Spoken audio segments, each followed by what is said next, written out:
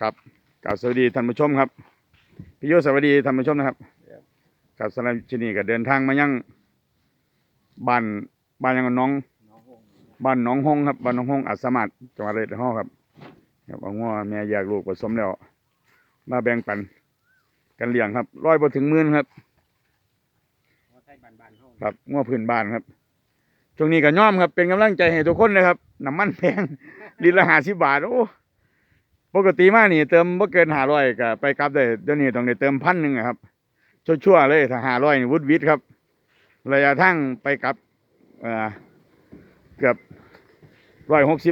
160-170 โลครับไปดูไปใส่หน่อยไปจุงไปนู่นใส่หน่อยมาเลี้ยงปลาไหลบ่หลายครับง้อผสมแล้วรุ่นพ่องไปลูกไปจุงไปเลยลูกจุงไปเลยผมมีใส่กี่แกนหน่อยกว่านี่ตัวนึงอยู่นี่